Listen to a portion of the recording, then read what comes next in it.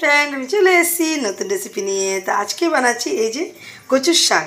তো কচুর শাক আমি কি করে বানাই আজকে রেসিপিটা আমি শেয়ার করছি, আপনারা দেখতে থাকুন, সাথে থাকুন, লাইক করবেন, সাবস্ক্রাইব করবেন। তো এই যে কচু শাকটা আমি কেটে নিয়েছি, কেটে ভালো করে ধুয়ে জল ঝরিয়ে রেখেছি। তো এটা কীভাবে বানাই আজকে রেসিপিটা শেয়ার করছি, আপনারা দেখতে থাকুন, সাথে থাকুন। তো চলুন আমি আরম্ভ করি বানানোটা। তো এই যে কড়াটা বসিয়ে দিয়েছি, তো কড়াটা একটু গরম হয়ে যায়। তো মশলা কী কী দেবো আপনাদেরকে এর মধ্যেই দিয়ে আমি দেখাবো, কেন আলাদা করে কোনো কিছু নেই দেখানো, তাই জন্য এর মধ্যে আমি দিয়ে আপনাদেরকে দেখাবো। তো দেখতে থাকুন, সাথে থাকুন। তো তেলটা গরম হয়ে এই কড়াটা গরম হয়ে গেছে, তো আমার বলতেও ভুল হয়ে যাচ্ছে, ঠিক আছে। কড়াটা গরম হয়ে গেছে, তো তেলটা দিচ্ছি। তো তেলটা একটু বেশিই লাগবে কচু শাকে। তো এই যে 4 চামচের মতন তেল দিয়েছি। তো তেলটা একটু গরম হয়ে যায়।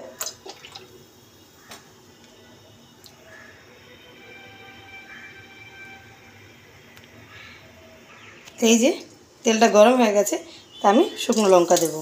তো আর কচুর শাকটা একটু ঝাল ঝাল করবো, তার জন্যে 3-4টে দিয়েছি, তার সাথে কাঁচা লঙ্কাও দেবো।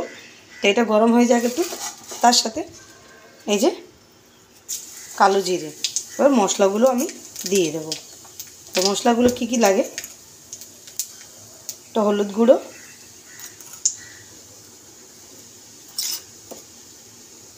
ধনে গুঁড়ো,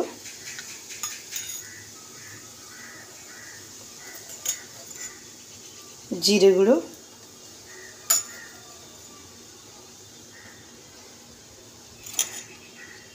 লঙ্কার গুঁড়ো। তো লঙ্কা গুঁড়ো আপনি ঝাল আপনার অনুযায়ী দেবেন। তো আমি একটু ঝালটা বেশিই দেবো কচুর শাকে।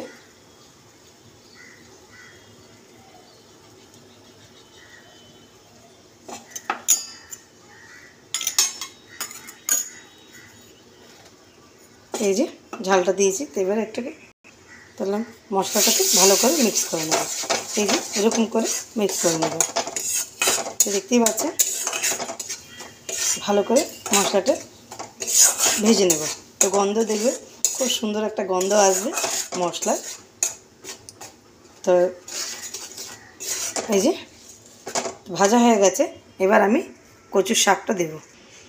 তো মশলাটাকে ভালো করে কষে নিচ্ছি।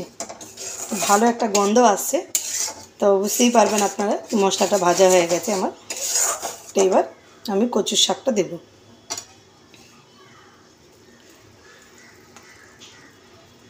তো আমি ধুয়ে জল ঝরিয়ে রেখেছিলাম কচু শাকটা, তো দিয়ে দিলাম।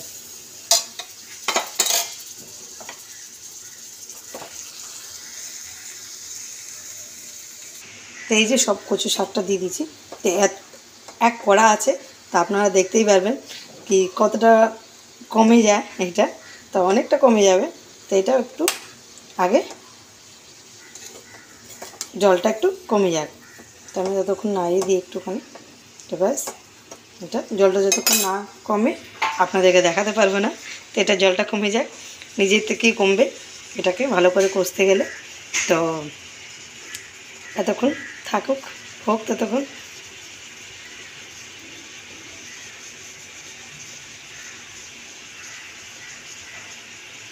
তো চলুন একবার দেখে নিই আমি এটা। তো এবার একটু আমি হালকা হাতে দেখে চালিয়ে নেব। তো কড়াটাই বেঁকে যাচ্ছে। তো এই যে অনেকটা হয়ে গেছে বলে কড়াটা এরকম হয়ে গেছে, ঠিক আছে, যাই হোক, এটা আমি ম্যানেজ করতে পারি। তো এবার নুনটা দেব। তো নুনটা দিলে একটু আরও কমে যাবে। তো নুনটা আপনি আপনার অনুযায়ী দেবেন।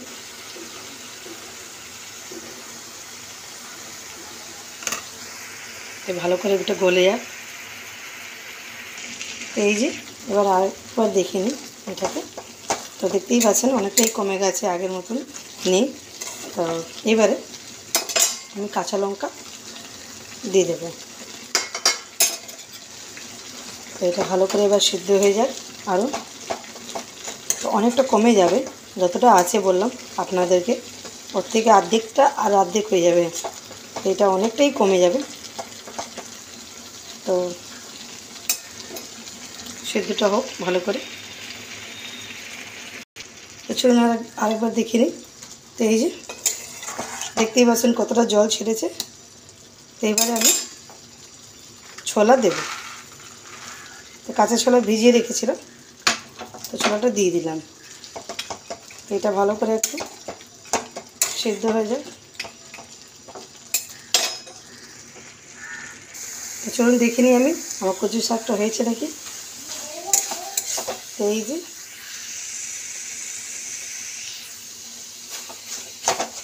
আপনাদেরকে বলেইছিলাম যে অনেকটা কমে যাবে, দেখতেই পাচ্ছেন অনেকটা কমে গেছে আর হয়েও এসছে।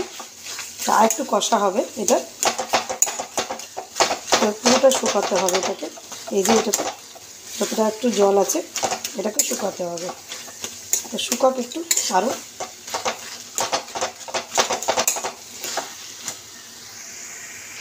অনেকটা শুকিয়ে গেছে, এবার নামিয়ে দিতে হবে। দেখি এবার নামিয়ে দেবো। একটু তার আগে আমি মিষ্টিটা দেবো।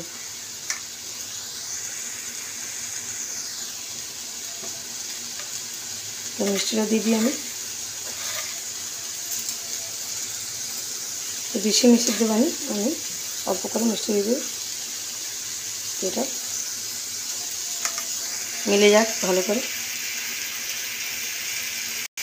তো এই যে আমার কচুর শাক রেডি হয়ে গেছে। তো চলুন আপনারাও ট্রাই করবেন। আর কচুর শাকটা খুব ভালো লাগে খেতে। তো আপনাদের বাড়িতে একবার বানাবেন আর খাবেন, তারপরে কমেন্টে বলবেন কেমন হয়েছে। তো টাটা, বাই বাই।